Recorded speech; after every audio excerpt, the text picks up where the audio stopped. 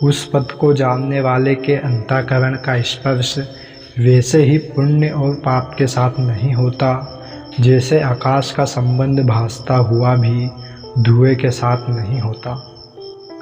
दोस्तों, अंतःकरण का दोहरा कार्य है। जब यह शरीर, मन, बुद्धि, इंद्रियों के साथ होकर इच्छाओं एवं वासनाओं से ग्रस्त होता है तो यह पाप पुण्य का भागी होता है, किंतु यह शुद्ध होने पर आत्मा का अनुभव करता है। तब यह विकार रहित होने से पाप पुण्य का भागी नहीं होता। ये पाप पुण्य के भाव उसका स्पर्श भी नहीं कर पाते। पाप पुण्य एक धारणा मात्र है। यह कृत्य में नहीं, भावना में है। ये शरीरकृत नहीं, मानसिक है, जिसका प्रभाव अहंकार के कारण होता है। जब चित्तवृत्ति अहंकार रहित हो जाती है तब अंतःकरण शुद्ध हो जाता है। आत्मज्ञानी का अहंकार खो जाता है, कर्तापन ही खो जाता है। फिर पाप पुण्य का प्रभाव किस पर हो सकता है? कर्तापन ही पाप पुण्य का कारण है।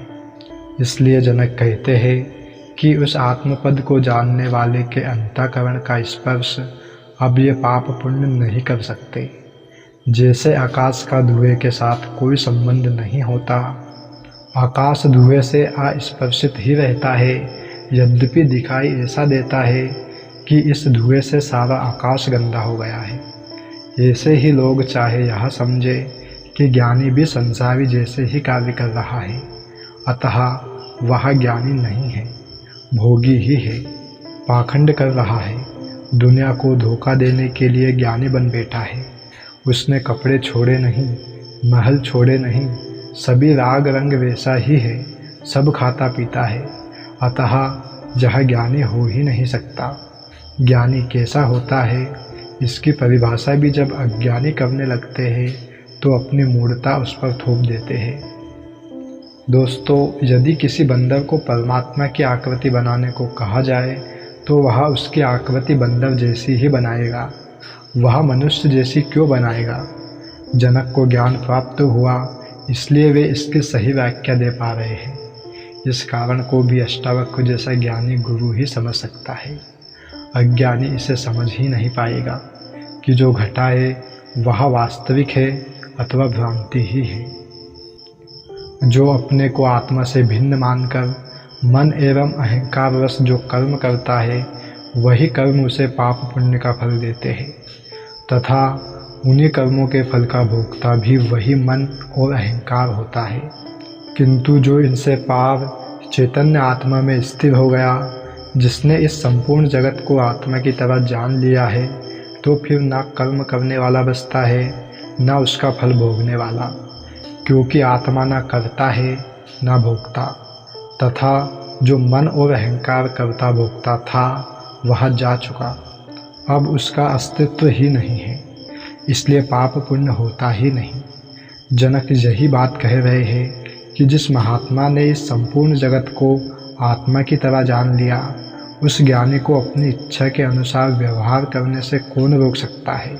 ऐसा व्यक्ति सामाजिक, राजनीतिक, व्यवहारिक, शास्त्रीय आदि सभी बंधनों से मुक्त होकर केवल ईश्वरीय नियमों के अनुसार कार्य एवं व्यवहार करता है। उसका समस्त कार्य स्वविवेक पर आधारित होता है, इसलिए वह अपनी इच्छा यानी आत्मा की इच्छा अनुसार कार्य करता है। वह मन, बुद्धि, अहंकार एवं शरीर की इच्छा के अनुसार नहीं चलता। इन सब बंधनों से वह मुक्त होकर परम स्वतंत्रता का अनुभव करता है। जब दूसरा मौजूद है तभी पाप पुण्य की संभावना होती है। जब दो है ही नहीं तो कौन पाप करने वाला है? किसके साथ पाप किया जाएगा? कौन भोगता है, कौन भोग्य है? यह पाप पुण्य द्वैत की ही भाषा है, अज्ञानी की भाषा है। ज्ञानी में एकत्व भाव आ जाता है, भिन्नता ही मिट जाती है, दो का भेद ही समाप्त हो जाता है। फिर कैसा पाप पुण्य? जिस प्रकार शरीर का एक अंग किसी दूसरे अंग को कष्ट नहीं पहुंचाता एवं सहयोग ही करता है, यदि भूलवश में कष्ट पहुंचा भी दिया जाए तो न दूसरा अंग उसका बदला लेता है, न उससे क्षमा ही मंगवाता है, न पहले अंग को कोई पाप ही लगता है कि वह इस कर्म का फल भुगतेगा ही। वह अंग नरक में जाएगा, बाकी अंग स्वर्ग में जाएंगे। ऐसा कभी होता नहीं। यह पाप पुण्य, स्वर्ग नरक, दया क्षमा आदि द्वैतवादी धर्म की मान्यताएं है, जो मात्र अज्ञानी के लिए है। अद्वैत को उपलब्ध हुआ ज्ञानी इन सबसे पार हो जाता है। उसे एकत्व का बोध हो जाता है। फिर कोई पाप पुण्य नहीं है।